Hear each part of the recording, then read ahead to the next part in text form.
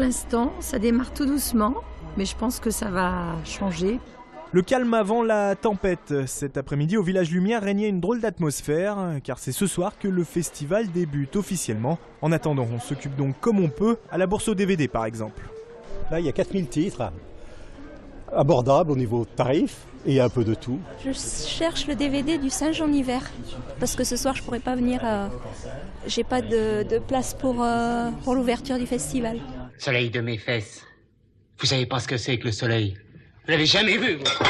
Gabin, Belmondo, Un singe en hiver, c'est le film qui lance ce soir le festival. Bébel sera d'ailleurs présent à la halle Tony Garnier qui attend 4500 personnes et une pléiade de personnalités. Pierre Richard, Daniel Auteuil ou encore Claude Lelouch. Mais la star la plus attendue, c'est bien sûr Tarantino qui n'arrivera que vendredi pour recevoir son prix Lumière. Tarantino, on l'attend, on est nombreux à l'attendre, nous dans l'équipe, parce qu'il s'est beaucoup impliqué. Il a regardé avec attention le programme, il a mis sa patte dans le programme, il nous a demandé d'ajouter des choses. Le Festival Lumière, c'est toute la semaine dans les différents cinémas de l'agglomération et sur TLM, c'est tous les soirs avec le journal du festival à suivre dès 19h40.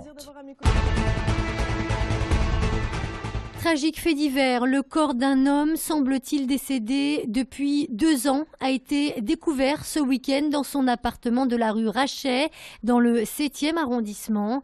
C'est un voisin intrigué de voir sa voiture recouverte de poussière qui aurait donné l'alerte. L'homme, un retraité, n'aurait pas de lien de famille connu.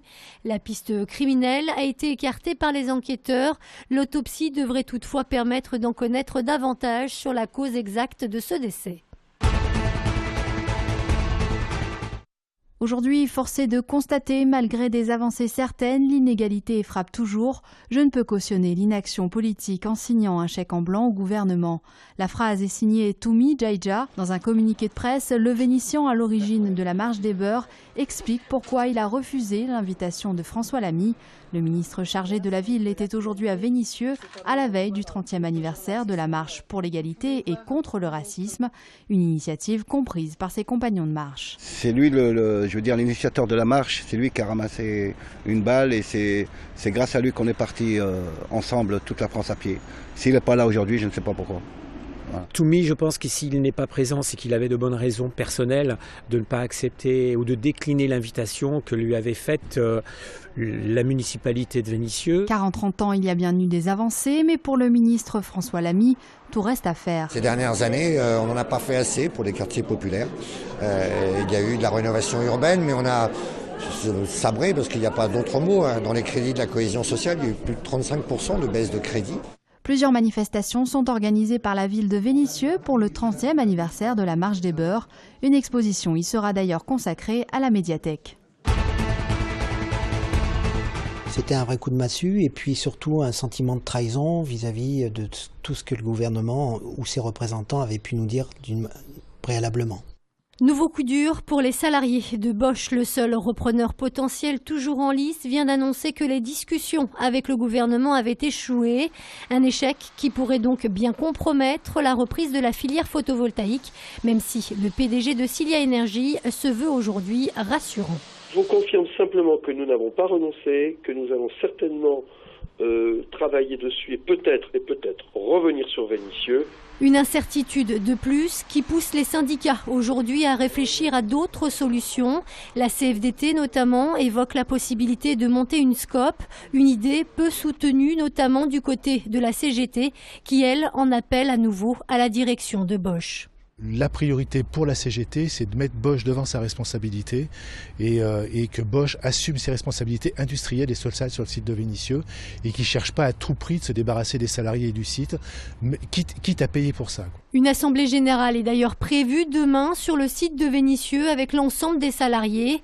L'entreprise Cilia Energy, quant à elle, a désormais 3 semaines pour confirmer son dossier de reprise.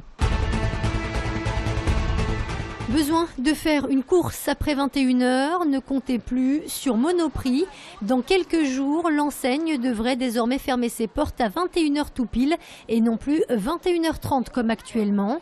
La cause, l'échec d'un accord sur le travail de nuit, un accord dénoncé par la CGT, le syndicat majoritaire.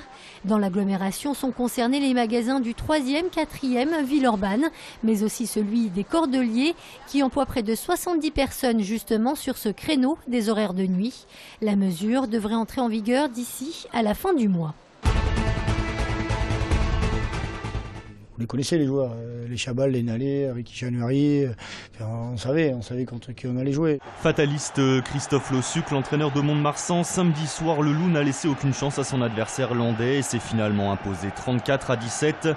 Malgré la pluie, les coéquipiers de Lionel Nalé n'ont pas hésité à envoyer du jeu et ont inscrit la bagatelle de 4 essais. Lucky Munro, une nouvelle fois auteur d'un 100% face au Perche, a lui aussi grandement contribué au succès lyonnais. Pour que la soirée soit parfaite, il n'a finalement manqué que le point de bonus offensif. Physiquement, on a vraiment su imposer notre puissance. Donc là-dessus, il y a de gros points positifs. Après, c'est dommage qu'il y ait un relâchement en fin de match, mais bon, ça, on va y remédier dès lundi. Les Lyonnais sont toujours solides leaders de Pro D2 avant de se déplacer chez le 4e Colomiers samedi prochain.